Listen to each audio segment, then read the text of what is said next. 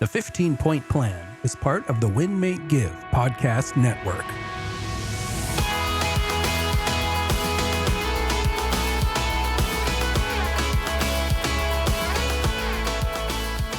Welcome to another episode of the 15-Point Plan podcast. My name is Ryan Park Greigg, and as always, I'm here with my amazing co-host, Jacqueline Smith. And over these last couple of weeks, we have been diving deeply into one of our favorite authors, and frankly, Jacqueline, one of my favorite people out there in the world, Brendan Burchard's book, High Performance Habits.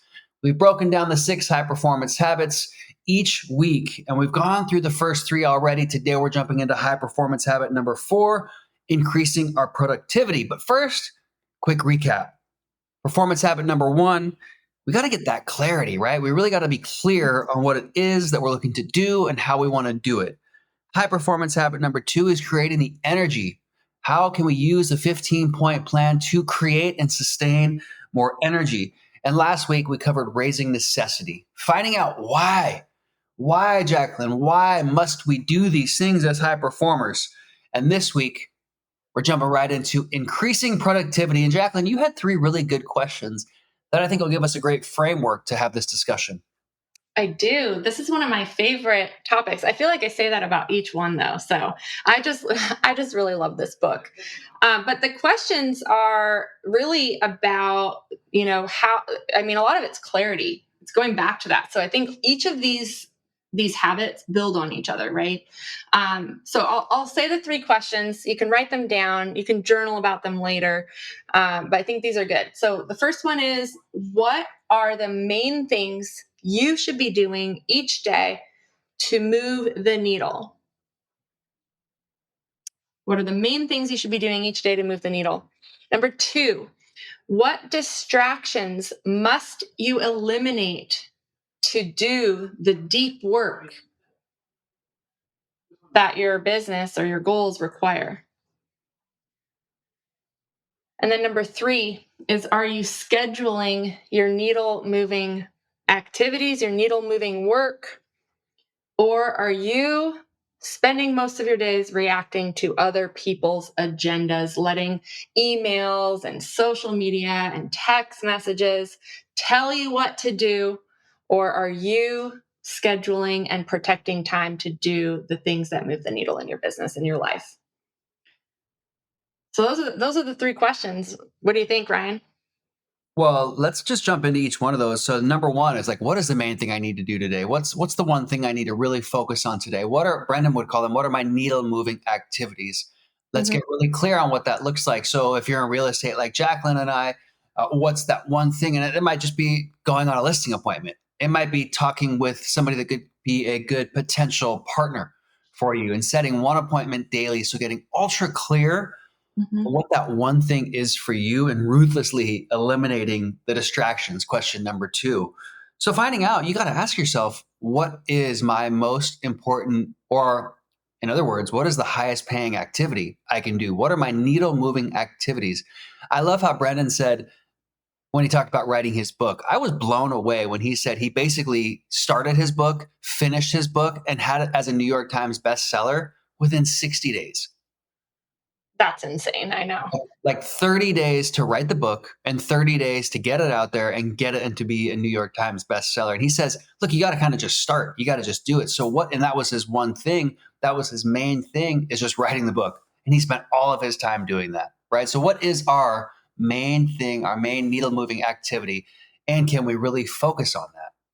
Yeah, it reminds me of something actually Ben Kinney always says. He says, why take a year to do something that you can do in 60 days, right? Why take 5 years to do something you can do in 1 year? And so Brendan obviously did that. There's people that take years and years to write these books, and he knocked it out. It reminds me of, when I first got into this business in real estate, and I had a goal. I wanted to have 4 sales every single month. I was super freaked out by, what everyone had told me, that real estate's feast or famine. And that did not sound fun to me. I don't even like roller coasters, real roller coasters. And I did not want my business to be a roller coaster either. So I set a goal to have 4 closings a month. And someone helped me figure out what my main needle moving activities were and the things that I was tracking. And it really was simple. It was, I had to go on 2 listing appointments every single week. Not a walkthrough, not a, a little consultation, but an actual listing appointment. Well, in order to go on 2 listing appointments every week, right, I had to actually set an appointment every day with a seller. So I wasn't tracking, my buyers. I was tracking those because that was the domino. Right. And so when I knew I had to set an appointment every day, well, then that told me what I had to do. Well, what do I have to do to set an appointment every day? For me, I had to talk to 20 people every day. I knew if I had 20 conversations about real estate with people, that I would find one person that would schedule a meeting with me. And of those 5 per week that I would schedule, 2 of them for sure, quality appointments would be had. So that's an example. We're just using that as one example, right? Of how you increase productivity by getting very clear on what actually moved the needles. Now, was there not a million other things that I had to do? Absolutely, there was a million other things I had to do. But those were the needle moving activities. Yeah, we can look at that in so many different ways. We could look at that in your fitness goals. You got to start with being clear on what you want. Some people might say, well, I want to get fit. Well, what does that mean to you? Does that mean you want to lose 20 pounds or do you want to gain 10 pounds? Does it mean you want to be able to run a mile in 10 minutes or just be able to walk around the block? There's so many different variations. So getting ultra clear on what that means specifically to you, which checks off that goal category. So when you're really clear on what you want, then you can create a plan on how to get there. If you want to start buying a house and you don't know how to get there, well, maybe the first thing is to look at your finances and look at a plan to start saving for your finances and looking at a plan, what can I eliminate? Which talks about your question number 2 is like these distractions. Which now we're starting thinking about our influences. Are we really crystal clear on the things that are coming into our life? And are we checking that point on the 15-point plan of our influences? Because when I think about distractions, Jacqueline, Brendan talks about a few different types of distractions, but I think the most common for me, and I'd be curious to know what our listeners think, is digital distractions, the pings, the clicks, the notifications, and the ease to just think, let me just check Instagram real quick. And now an hour later, you stop doing your needle moving activity and you lost focus. And now you got to get back on focus. So influences and finding out how to really eliminate those distractions, especially during your money-making time, right? Yeah, I think, you could really summarize, this question, what distractions must be eliminated. You could think about it as, Ben's control triangle. Everything that we can control really falls into one of 4 categories, in some way. What you think about, the thoughts you think, right? How you spend your time, who you spend it with, and then what you do with your money. And so for us, it could be digital distractions. It could be, you could be distracted by legitimate things. I remember in order to make those 20 contacts a day, set 1 appointment a day, I had to tell everyone in my life, hey, if you call me in the morning, I'm not going to answer the phone. My husband, my kids, I had to tell the title company, I had to tell my lender, I had to tell my clients, I had to be proactive and actually let people know and communicate, because those weren't just social media, me scrolling. Now there's some self-leadership and some self-discipline there for sure, but there can be legitimate distractions. I mean, I'm a team leader now. I was just sharing with some of my team members, at any given point, I have 30 things that I could do. Right. And they're not illegitimate things. I'm not just sitting there twiddling my thumbs, scrolling on social media. So you can have things that are actually legitimate, like excuses, distractions, whatever, but it doesn't matter, right? You can have excuses or you can have results. You can have distractions or you can have traction. It's so true. It's so true. And when we look at each of those items, like you said, there's a lot of good reasons, and we have to get clear on what we want so that our priorities fall in line with what we want rather than reacting to all the people that we love around us and their priorities. There's time to do it all, but it's when we do things in the right order that we're going to find the most success and hopefully fall into that high performer category. And the third question, Jacqueline, was scheduling. You said, like, Yeah. are we scheduling these things? In other words, are we checking that box on the 15-point plan for our time?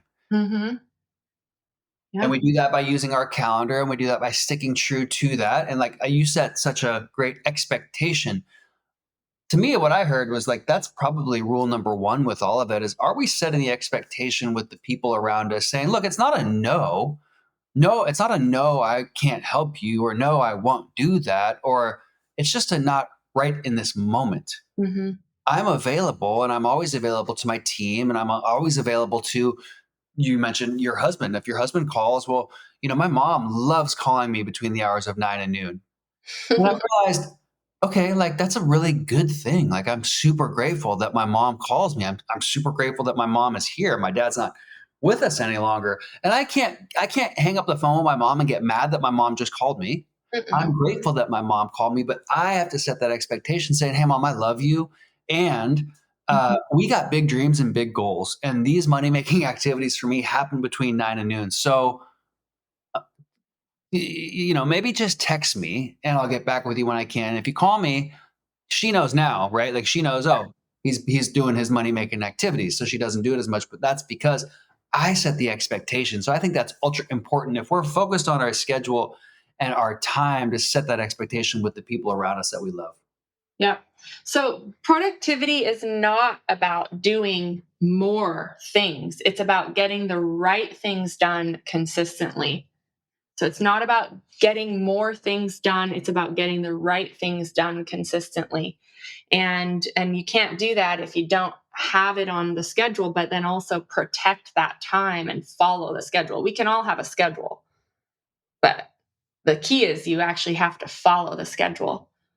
Yeah, you got to follow the schedule. And Brendan nailed it with what he calls prolific quality output, your PQO, focusing on producing more high quality work that matters. Mm-hmm. And what I hear in that is we're being ultra purposeful in the things we do. We're not multitasking. That is such a dead idea that, oh, I'm a good multitasker. No, you're just good at bouncing around. And if you focus, or when we focus on the one thing for short bursts, and I love in this chapter, Jacqueline, I really love how Brendan essentially gives us permission to take breaks. He's like, look, Mm-hmm. nobody's going to be successful or be their best self if they're working for 4 to 6 hours straight. And the time frame that when I first heard that, I was really blown away. He's like, look, I do nothing for more than 50 minutes. And I love how he says, look, even when I'm in a meeting or I'm in a group with people, he's like, nope, I say, everybody get up.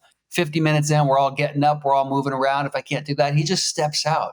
He says he does not miss that. He never does anything for more than 50, maybe 60 minutes at the most without a quick 2 to 3 recalibration. He sets his intentions. He sets exactly what he wants to do for that next hour. And I just thought, no wonder he is so good at staying purposeful in what he wants to do and performing at such a high level. Yeah. We were just talking about that this morning with our team. Like, you've got to take care of your physical body and set yourself up for success. If you're not taking breaks, you're not taking care of yourself, then you can't expect that you're going to have high level focus, right? Mental capacity and emotional capacity. And really, like, there's a lot of studies out there that show that time management is actually emotional management. I think that's spot on. I mean, emotional, like, because that's another type of distraction is our emotions. Mhm. We have this thought and then we just go down that rabbit hole, or I do, down the rabbit hole of all these things that could happen. And most of the stress in our lives is caused by what? Things that don't even end up happening. Yeah. And emotionally, we start to fall off task. We start to fall away from our really needle moving activities, thinking about all the things that could happen that often never do. Yeah. Yeah. So we hope that this gave you some things to think about if you're feeling overwhelmed or you're wanting to increase your productivity, but you already feel like, well, gosh, I don't know how to increase it when I already feel at my max. Usually it's more about eliminating distractions and eliminating things than necessarily adding more. You already likely know exactly what you need to do. You need to set yourself up for success by following the 15-point plan so that you are allowing, your endorphins, your brain function and everything to work together to help you focus on that deep work and get into flow and deep work. It's hard to get into flow and deep work if you're not feeling good physically, right? It's hard to have focus if you're not feeling good physically, if you're tired or you're hungry, right? So you've got to set yourself up for success. And we hope that you find the 15-point plan really helps with that. And even if you're not perfect at it, it helps us build awareness of how our daily habits are impacting our production, our productivity, our mindsets, our emotional well-being. And we can start to take control and take agency over those things so we can actually start moving the needle in the right direction with our stress management, our energy management, and our happiness in our life. So we are so thankful for you tuning in to these episodes. We hope this has been a valuable journey. We've got a few more habits that we'll be going through over the next few weeks. And you can find us on social media, Ryan Park Greigg, Jacqueline Ray Smith. You can also check out any of our other podcasts in our WinMate Give network at winmategive.com. And until next time, we hope you have a happy and productive week ahead. Thank you, everyone. Bye, everyone.